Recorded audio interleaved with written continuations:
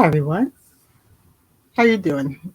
This is AKS Knits and Crochets, episode 40, verified. I'm Lisa.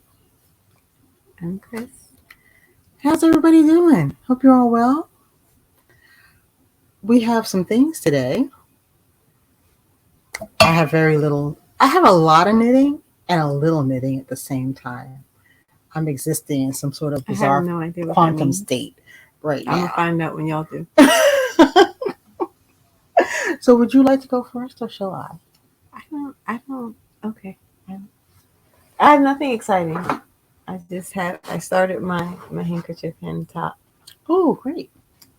So it's going to be, I'm going to call it kind of a gradient because that's just the yarn I had. Okay. So this is my ripple stitch top. This is what I have. So this is going to be one panel. So understand that I have to make 3 more of these. That's going to take a minute. It's lace weight, y'all. Yeah. I like the yarn though. This is Ito Gima 8.5, and it's 100% cotton. It's a tape yarn, and it feels. I love how it feels. I bet when I steam it, it's gonna be like. What side's gonna be the outside facing side? Because I see one side of your ripple is smoother than the other. Well, no. So I have the ripple at top and bottom, but then straight edges on the sides. So I'm curious as to how that's going to play out, because the way you then assemble the pieces, basically this corner will be where the front of the top is. And so I'll be seaming here, but then I'll also be seaming one of my ripple edges. So that's going to be interesting. But I decided not to care. Basically, I'm going to have some edges that have ripples and some edges that don't when I finish seaming it. There you go. But it's okay. Not a problem. I hope it's not a problem. But the ripple stitches look too good in this yarn for me to do something else. I tried just working, even across the row, and I didn't like it as much. And you guys can see it close. Oh, that is so pretty. Oh my gosh. And that lace weight yarn too. Oh my gosh. And so the third color, so I'm almost done. I have like a few more rows, like maybe 6 more rows of the olive green to do. And then I'm going to do this ecru. So the colors are cam green, olive, and ecru. I like when yarn companies name their colors. I hate when it's just a number. But I have a if you want the numbers, I have a Whip Wednesday post on my blog that will tell you the numbers of each color so you can make sure you match them. But if you are interested, so that's going to be the third color. And I think it's going to be really cute. Yeah. But it's slow going, like really, really slow. Because also, I'm trying to be better about taking breaks when I crochet so I don't get hand pain or neck pain. And so I'm stopping a little bit more often than I used to, but I don't like it. I just want to power through. Because I don't even have a fourth of this top finished yet. And I'm trying to finish it in time to start the make-along. That's the goal. I don't know if that's going to happen. But I'm very happy with the progress so far. This feels wonderful. It feels very linen-ish, and I love how linen feels. But I don't know, it's somehow a little bit softer than linen. I don't know. It's a strange yarn, but I love it. Oh, I see what you mean. Yeah, that's actually that's gonna soften beautifully when you steam it. It's a really nice yarn. I am becoming an Ito yarn fangirl. I was on their website, and I was like, yes, I'll take one of these, meaning everything. Give me all of it. And they design a lot of their yarns to be held with other yarns. So they do a lot of very fine wools and lace weights so that you can hold them with other things. And so most of their yarns are lighter. I don't know if they have they have some novelty yarns that I think are bulkier, but they have a lot of really fine weight yarns. And so if you really wanted to create a custom textile. That would be Ito really might be easy. my new thing. Although I don't know. So we went to 6 stores for the wool walk, and I think I only saw Ito at one of them. Yeah, I only remember At seeing. Balzac and Company. So I don't know how popular it is. Like I don't know, maybe certain areas of the country it sells more. I don't know because they don't sell on their website direct to customers. So you'd have to buy it from a local yarn store. So I'm gonna have to keep an eye out for who has it. Do they have like a yarn store finder on the website? What I've been doing is just looking up individual yarns. Okay. And seeing who has it. You know what? We can check and see if there is a yarn store finder on the website. I'll include it in the show notes.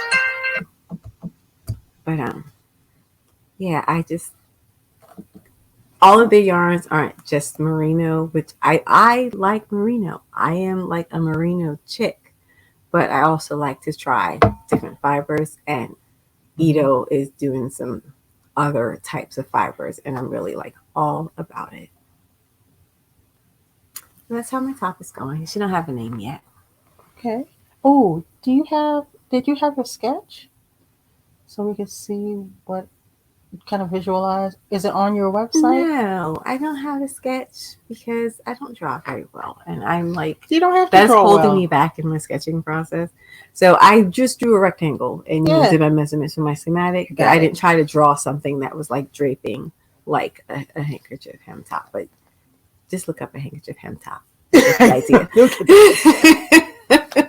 But that's, you know what? I think that's an interesting point that people feel like they can't draw, so they don't use sketches as a visualization tool. And you don't have to be an artist to draw like a basic representation. It's not that. It's just like I feel like not sometimes. When I feel like when I draw, the thing I'm trying to draw don't look like the thing it's supposed to be. Like our niece, she's a really, really good artist. Oh, gosh, and she draws so well, and she draws people. She does a lot of like figure drawing. And her folks look like folks, right? Yes. My stuff is like, is that a bicycle? Like, no, it's a house. What do you mean? Like, yeah, like that off is how my stuff is. Just like. But when I'm drawing clothes, right? When I like to kind of visualize the things I'm going to make on me. So when I am drawing clothes, what I will do is I will look up a reference drawing. Yeah, I tried that. The things that I want to draw. If you go back in the blog, I did try to draw a picture of a handkerchief hem dress. And then shortly thereafter, I did a post about how I need to learn to draw because it's a little rough looking. Yeah, that's and okay. then, you know what I have in my head? I'm going to tell the truth. That damn J. Peterman catalog. Oh, no. Come on now. Look. I'm like, I want to draw like that.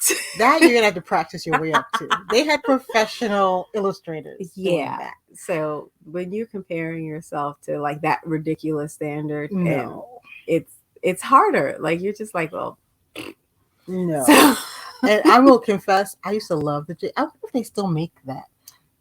They went bankrupt and then they went out of bankruptcy or something like that. I had to find there's out. a version of J. Peterman still around, but I don't think they do the catalog anymore. Oh, that's sad because I used to sit and read the catalog like a magazine. Because I read an article about them and that became part of their issue that the catalog itself became very popular, but not people weren't necessarily buying from it. So it became very expensive to produce the catalog and send it out to people, but not have enough people buying from it because people just like to collect the catalog. Yeah, it had all kinds of stories in it. They made up stories about each item.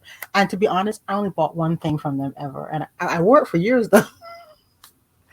But yeah, any other J. Peterman catalog fans out there?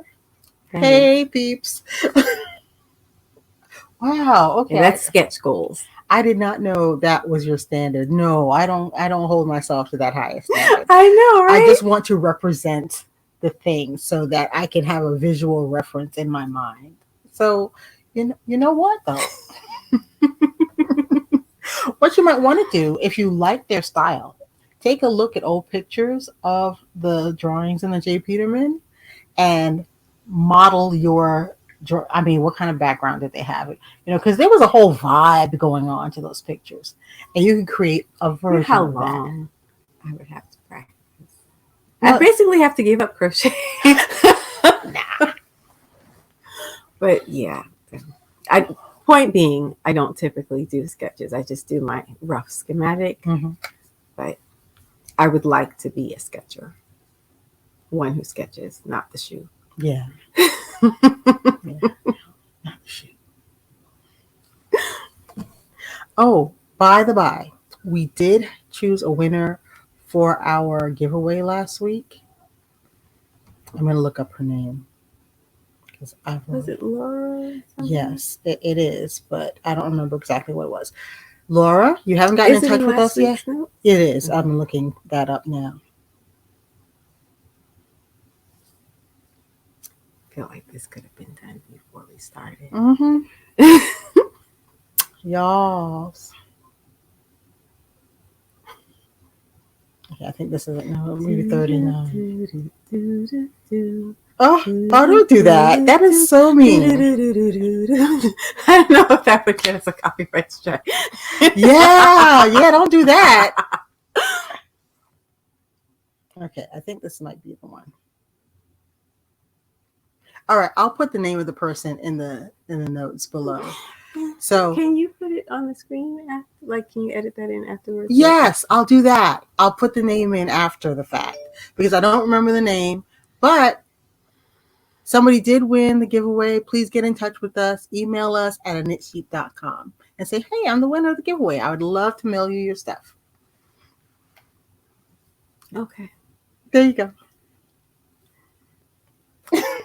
She always be talking to me about planning, like how we need to be organized, but talk about what we're going to talk about on each podcast beforehand and things, so we have a conversation about it first. But then she shows up unprepared for class. Sometimes I do. Sometimes I do. That's the truth. Okay. Well, talk about knitting, sweetie. Yeah, that's what I'm going to do right now. So, like I said, this week I've both been doing a lot of knitting and a really little bit of knitting. One of the things that has taken up my time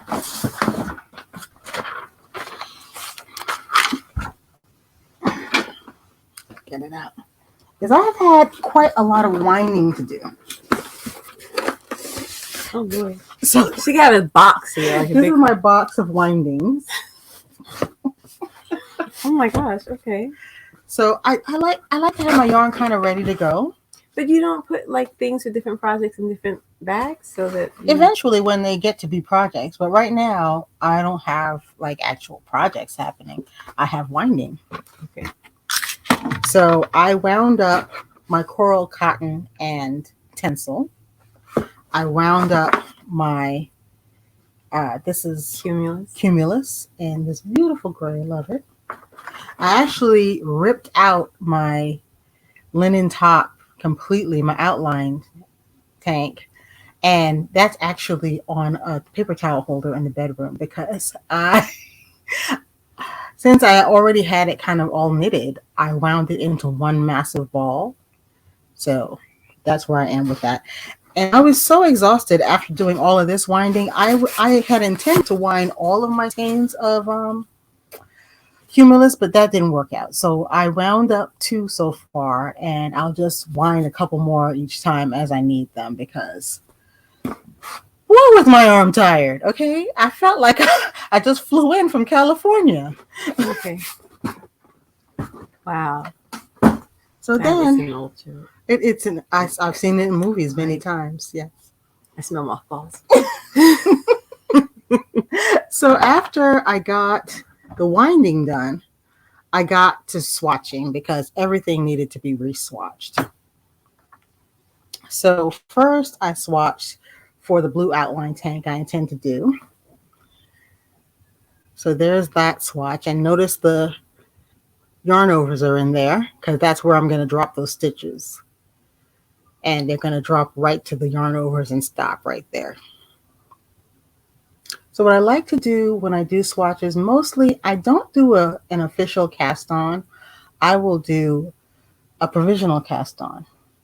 And then I will rip out the provisional cast on and have loose, open stitches there. And I don't bother to bind off either because the cast on and the bind off are going to suck in the top and bottom, and that will give me a less accurate gauge. So this is Berroco Chai. And I did it, I went down a needle size from before too. So I went with a US 6, which is a 4 millimeter needle instead of the 4.5 millimeter needle. So I think that should help with the oversized issue. And weren't you telling me that you were reading somebody's blog post about their outline tee coming It out? was a YouTube video, and she said she made more than one. So her first one also came out too big. Yeah, them drop stitches, man. I would like to find that video and see what yarn she used, because she didn't mention, because she was showing us the new version she was making, so she didn't say what she made the old one out of. This is my swatch in tencel and cotton. It feels magnificent. Absolutely love it.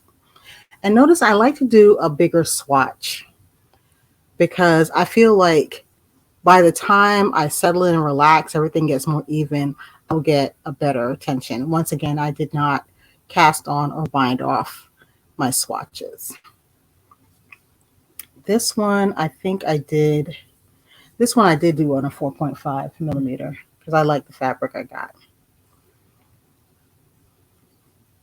And I generally... and for my handkerchief top, I'm using a 2.25 millimeter hook. And this may be the first time I've used my 2.25 millimeter hook. That's teeny winny. But I like it.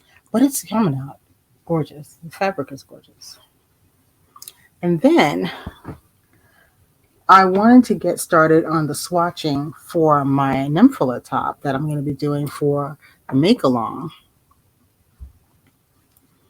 So this is Dear Nemphila still on the needles. So it is a lace, it's an overall lace pattern. And what I decided to do for my swatch is do 2 full repeats going across and at least 2 repeats going up. And that should give me a good enough sample of the fabric. And I really love how this cotton is really showing up. This is another one of the miraculous qualities of Cumulus. If you knit a pattern into it, that pattern shows right up. Love it. Now this has taken me a little bit of time because I was asking Mom and Crystal about this today. When you guys knit anything lacy or crochet anything lacy, do you use the chart or the written out pattern? It turns out I have a lot of trouble with the written out pattern. I did so much better with the chart. So last night I was working on this and I ripped it out several times because I was trying to use the written out pattern thinking it would be easier. But no, the chart was just more concise and to the point. So that is Nemphila. So like I said, I've been doing a good bit of knitting, but it's all little tiny bits and a lot of prep work for actually getting into my projects. The other thing I did was, since Nemphila is in the Noro 20 magazine, I can show you a picture of her. Isn't that cute? Love that. I think it'll be awesome for transitioning. No, it just kind of looks for. I thought this one was crocheted when I first saw it too. But the pattern is actually super small in the book.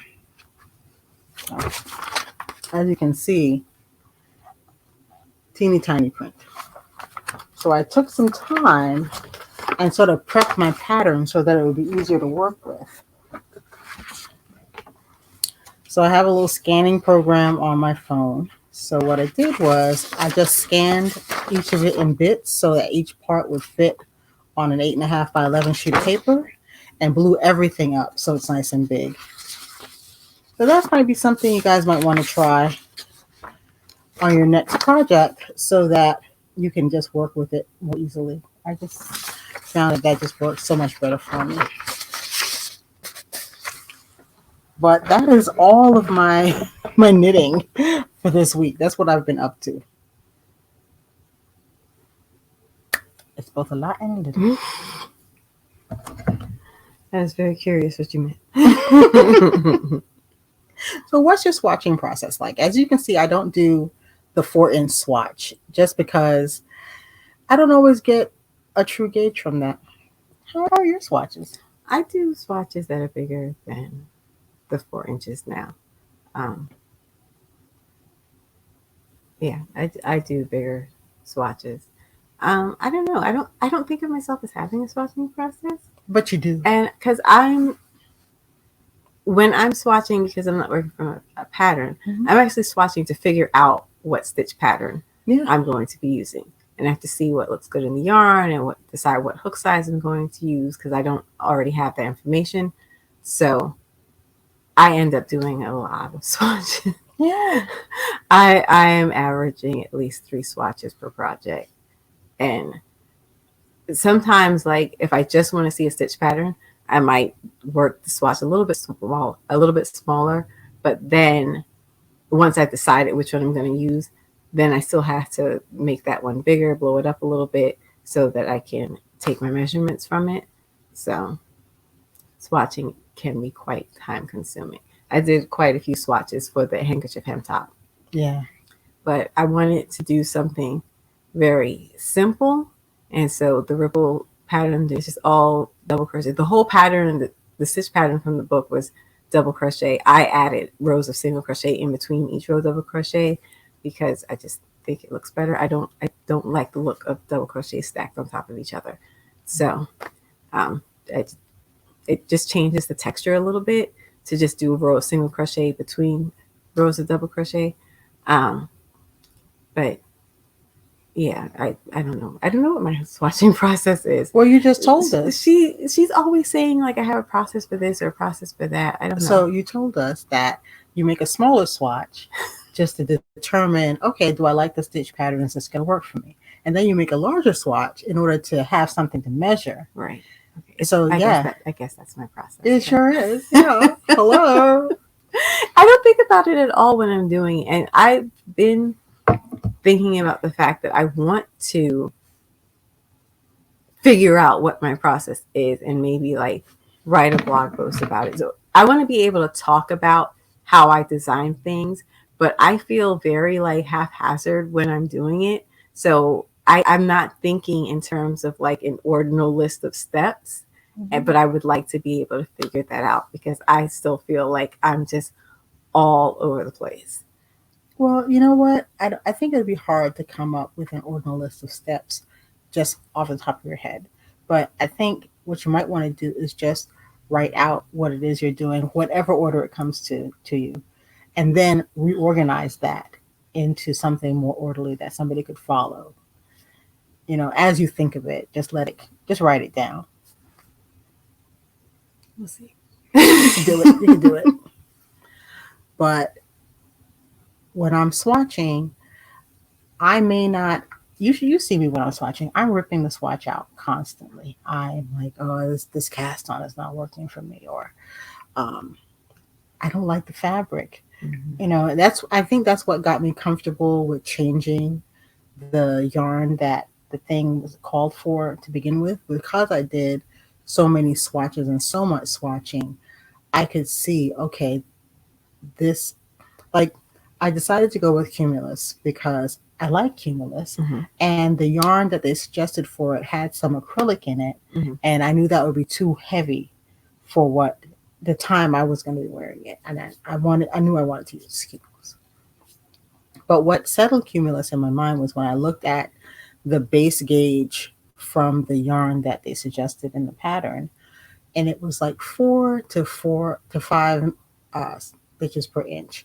And Cumulus can knit anywhere from 4.5 to 5.5 stitches per inch. So they were in the same wheelhouse, you know, and it would be more appropriate for the weather I plan to wear this in. So that's what really made me go. And then when I started swatching it and it was holding the pattern so beautifully, I was like, yep, that's the one for me. But I would not have known it would work well unless I swatched it.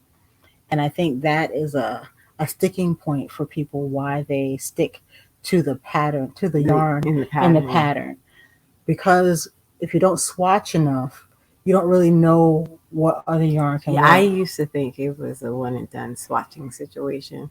It's so It's not. not. It's so not. I don't know where I got that idea from. We all start that way.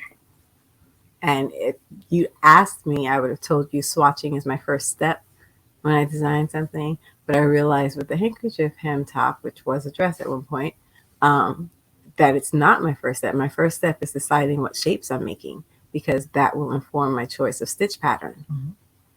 So swatching isn't even like the first thing you have to do. We all want to play with the yarn. Yeah. Like we all just want to grab the yarn and go. But there's stuff that you got to do before you touch the yarn. I used to think that casting on was the beginning of the project, and it's so not. It is so not. Lisa spends a lot of time with her patterns before she stitches anything. Really like going through and figuring out what she's going to have to do and matching the stitch gauge like you talked about with the cumulus. So she's got she has a process. Well, you know what it is though? Particularly when I first started knitting, like I said, I was pretty much on my own for knitting because I didn't know anybody who could help me. And then what started to happen was I would choose projects by falling in love with a picture and having no idea what all. Yeah. Because I started knitting before Ravelry existed. So, now with Ravel, you can say, okay, you're going to need to do this, this, this, and this. I would get to a point in a pattern and be like, say what now? I didn't know that was going to come. And that made me start really looking a little bit deeper at the patterns before I got started. And that's the most helpful thing. Even if you just do that, if you don't do anything else, I don't say read every word in the pattern line for line because that will just make your eyes roll up in your head. No. But what you want to look for is what do I need to know?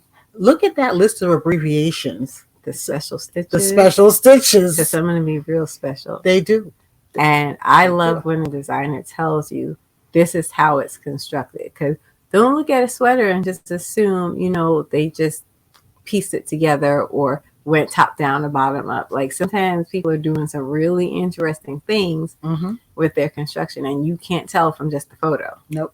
You can't tell by looking at it. And you may not even have all the photo information you need. Like the only thing I was not crazy about with the Noro magazine is sometimes there's only one view of each pattern. Yeah. So sometimes pretty photography is prioritized over providing information. So if I did not go through this pattern, I wouldn't know what the back of this thing looks like because, and they only have that one picture. So when you look on Ravelry, if there's only one picture in the magazine, that's the picture that's on Ravelry. So I can't even go there and say, okay, what does the back of this look like? I have a book that's like crochet patterns that are Jane Austen inspired. And there's a really cute skirt in that book, but they don't have a single picture of the waistband. Oh. I don't know if they just did a stretchy waistband. I don't know if it has elastic. I haven't read through the whole pattern, but there's no photograph showing me how they're holding the skirt up. Oh, that's disturbing. Yeah, so don't prioritize pretty photography and don't just rely on the photography. Don't do it. All kinds of shenanigans are going on there. All kinds. So that's kind of my process for approaching a pattern. And that also was what I was working on this week, getting this together. I mean, even little things like making sure you can see everything, because the first time I tried to swatch, a lot of really small print. Yeah. Patterns. The first time I tried to swatch this, there was a center double decrease that I didn't even see because it was so small in the chart that I couldn't see it. And you know what? It made the patterning come out off. Not including that one stitch. I didn't see it until I blew the chart up. And I was like, oh, snap. I missed the stitch. Oh, my. Oh, my, indeed. So that's where I'm at. So I am in a whirlwind of yarn and swatching. So what I want to get done this week is to wash and block these swatches, get everything measured up, and do all my calculations to make sure I'm going to knit things in the right size. And then you still got socks going. Yeah. I don't know how I can't. Like I literally feel like an anxious kind of feeling seeing people who have so many whips. I'm like sitting here looking at all the swatches like it's too much. I really like to focus on one thing because I already just have a tendency to want to do 10 things at once, not just like working on multiple crochet projects, but like working crochet and like reading a book or doing my hair or whatever it is. Like I just want to like spin this plate over here and then run over here and spin this plate over here and then set off the sparklers and go for it. No, I would never rest. I wouldn't. It would literally affect my sleep because I would always be thinking about all the different things I wanted to do. So I don't know how I don't know how you multi-project people do it. I can't. But even though there's more than one project happening, you can only work on one thing at a time. So I devote some time to this, devote some time to that, devote some time to the other in like a round.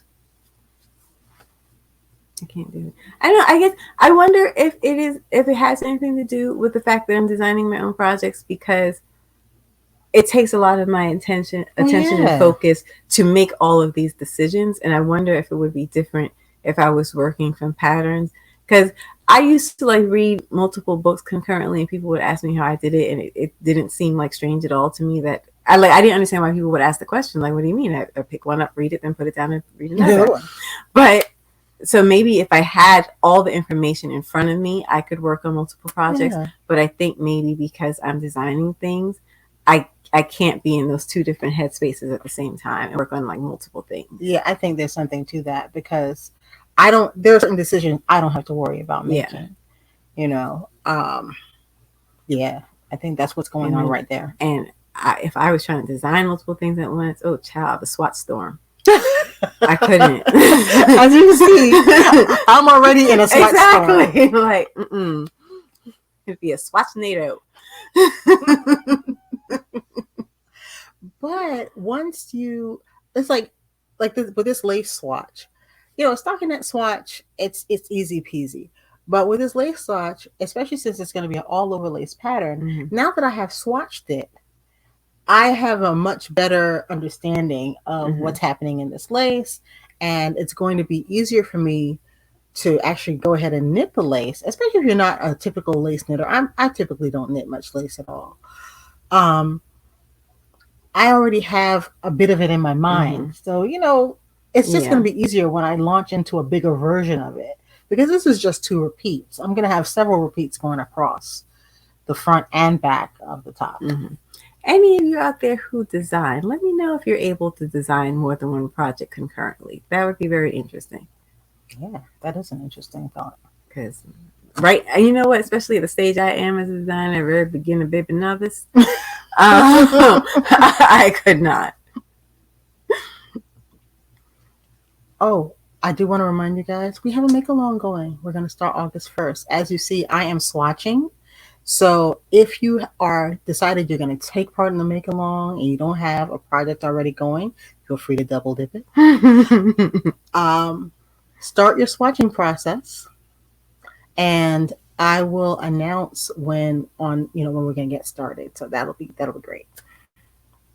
Oh, August 1st. That's the start date. And okay, so she left a few things out. It is the First Fall Makalong. Yes. So we will be making our first fall garment of the season because we've been in summer garment mode. So your sweater, appropriate fall garments for wherever you happen to live. So if you're in the Southern Hemisphere and it's about to be summer for y'all, you can do warm weather garments, but whatever weather is appropriate for you, whatever season it will be for September 21st for you when the make-along ends, make a garment appropriate for that season. So the idea is that you have a first fall garment ready to go on the first day of fall. And we will be swatching those the week before the official start date of the make-along. So we'll have a little swatch party and post swatches. And hopefully I'll know what I'm doing by then because, of course, I'm sort of kind of designing something. On the fly. But, yeah, so we'll be making fall garments. And I actually have my yarn here because I talked about the yarn that I was using. So if you saw last week's episode, you remember that I talked about making a full-length Cocoon shrug because I saw someone wearing one and I was like, oh my God, I never thought to make one that long, but it's brilliant. So I'm going to be making a Cocoon shrug, and I mentioned that the yarn I'm using is something called Ciao Merino from Premier, and I told you all that it's 100% merino, but it's not. I checked the ball band, and it turns out it is 61% fine superwash merino, 22% nylon, and 17% alpaca. Ooh. And it is a DK weight chainette. And don't ask me why this yarn was being clearanced out. I got it at the insane price of $2 a skein. And before you run off to their website, they don't have it anymore. Oh. It was a year-end clearance thing, and I'm mad at myself for not buying more of it because there's this blue color that's sticking in my head that I should have got. But these are the colors that I did get. So I have like a dark gray, a light gray, like a very light blush pink, and a lavender color. Oh, they do have color names. Great. So the purple is Thistle. This is Dusty Rose. They're very appropriately named. Mm-hmm. This is Denim. And this last one is Ash.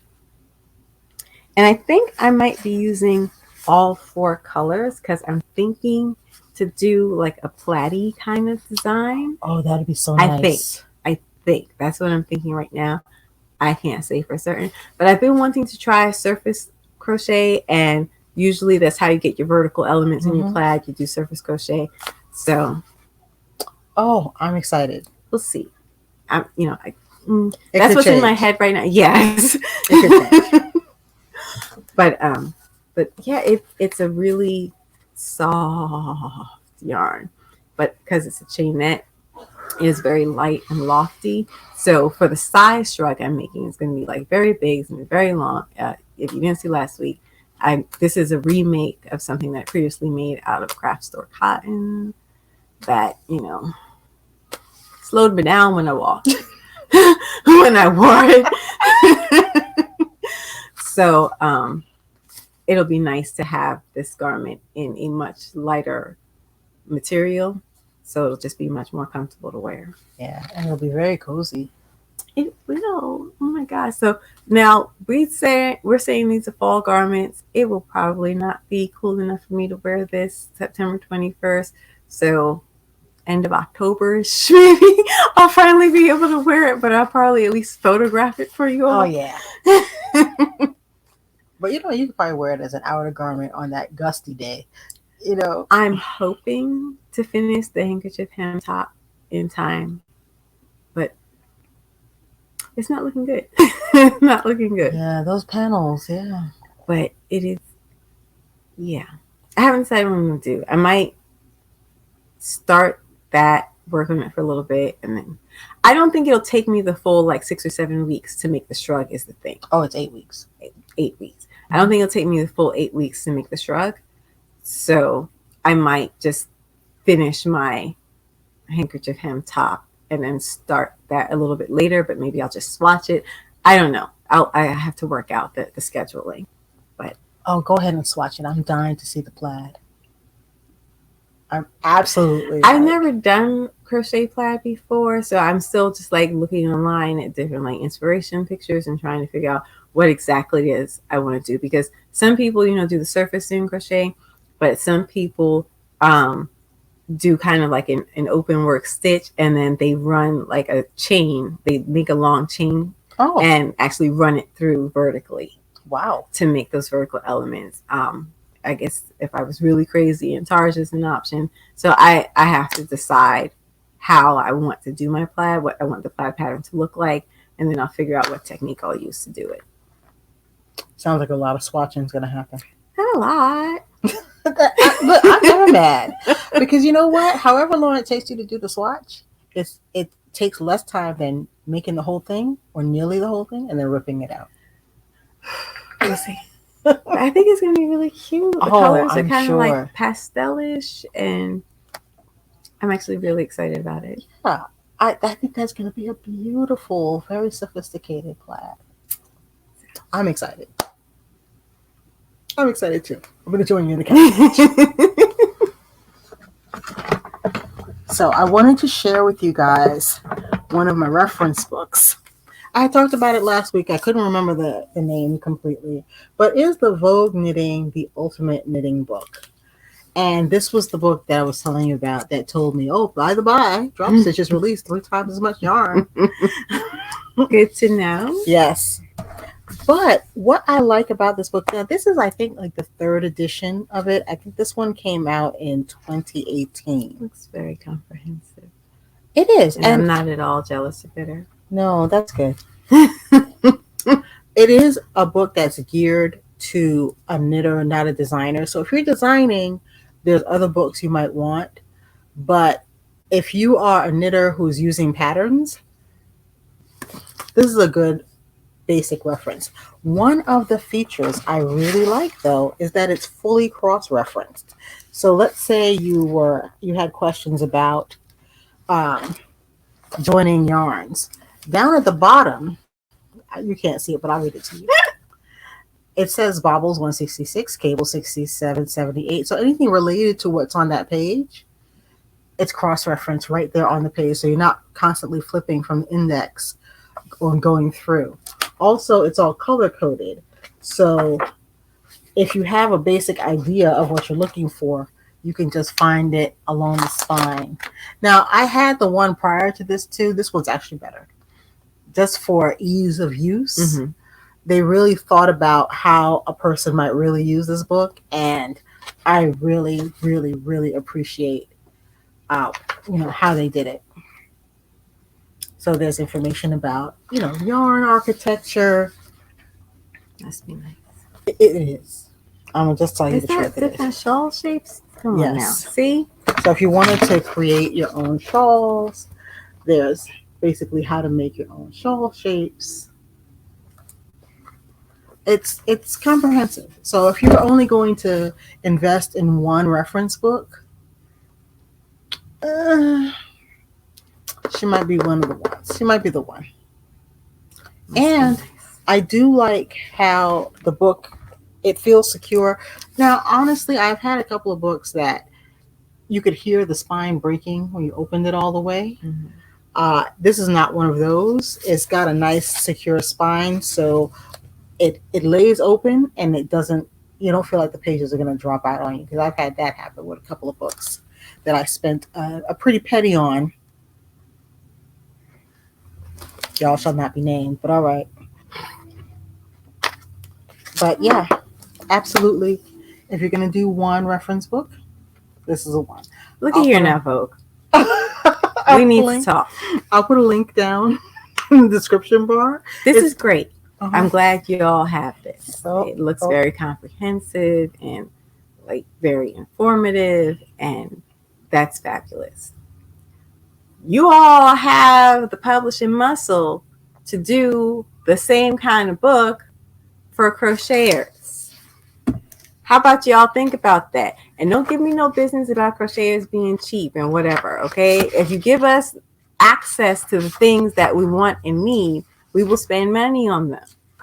So go ahead and charge whatever crazy amount you're going to charge for this book, because if I can use it for many years to come, it'll be worth the money. Y'all hear me? Okay. If any of you out there watching know someone at Vogue, put them hit to the game, okay? You know what? Do you remember when they did Vogue Crochet and those magazines were so gorgeous?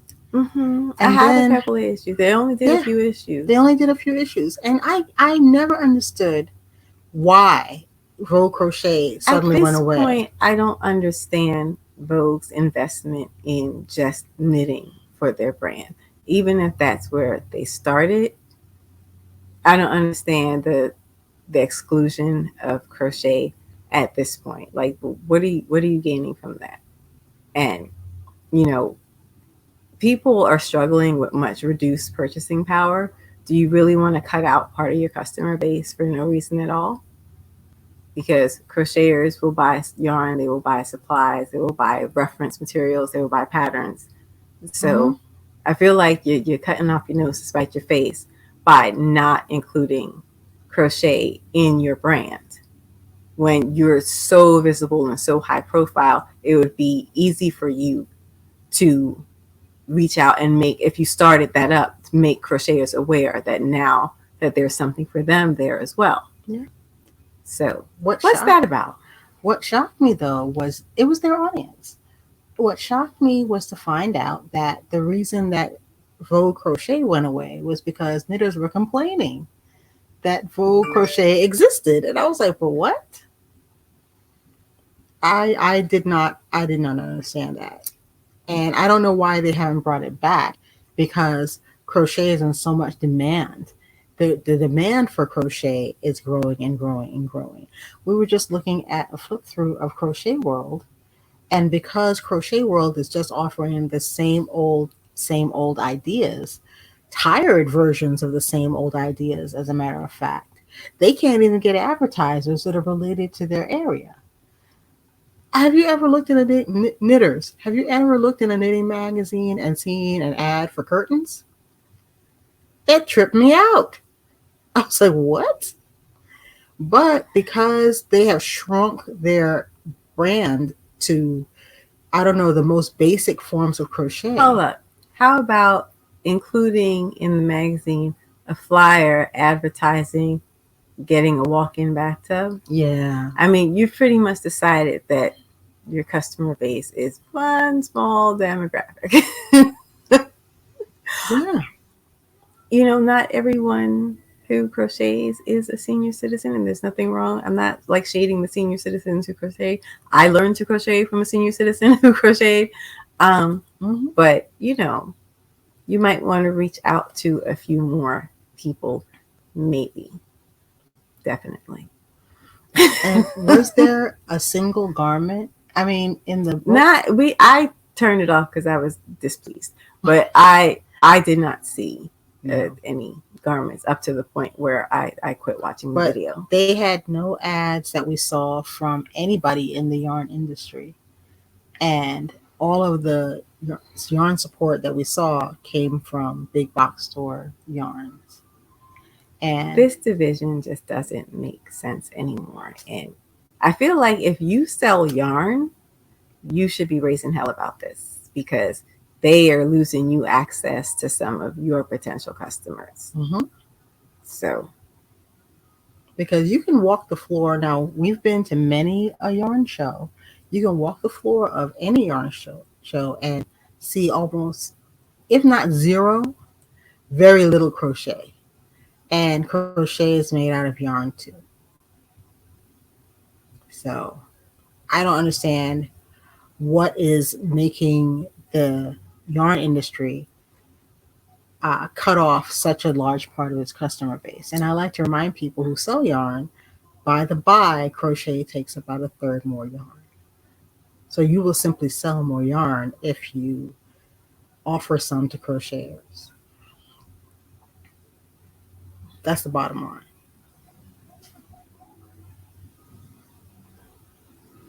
Now, extra points if you offer them Z-twist, but at this point, I don't work with the Z-twist yarn yet. I have to try that. You know what? Laura showed me some swatches, and it really does crochet out better. And I'm curious about this. I mean, that's extra points, but just like basically say, hey, you're welcome here. It's a thought. Have some samples. We talking crazy, apparently. I don't know. Have some samples. If you have a shop, have some crochet samples for people to see, and not just blankets, because crocheters make more than blankets. Don't send them over to the worsted weight area, assuming that crocheters only use worsted weight yarns. It's ridiculous. Absolutely ridiculous. Anyway, thank you for coming to our crochet TED Talk today. But it's kind of infuriating. It's just that I have to work harder to find resources compared to knitters, and it can be very frustrating. Because I think you have all of Dora Arnstein's books.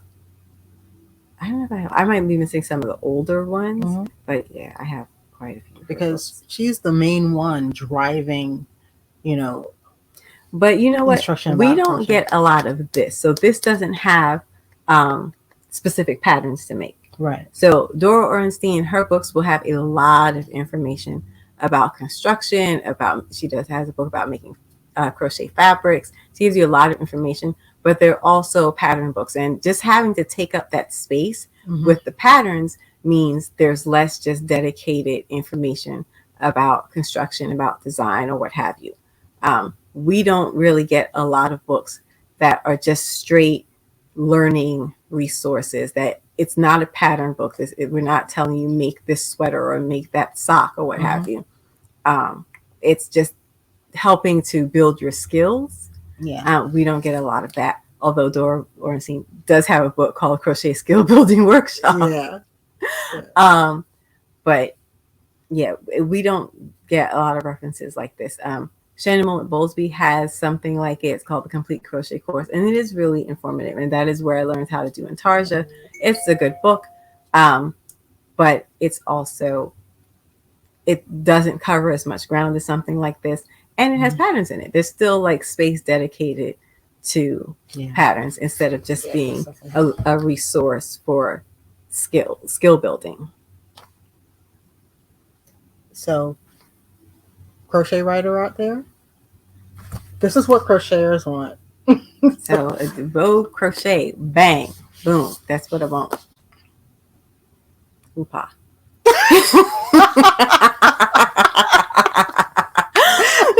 Can I tell you guys something though? She and Mom used to tease me mercilessly when I would pick up a book like this and bring it home, because they'd be like, "It doesn't even have pictures in it. It doesn't even have patterns in it." No, it wasn't that we teased her. It's just that she has so many reference books, and she'll just sit and read them like no yarn in her hand. Oh, like I was like, "Is that how you use that?" Okay.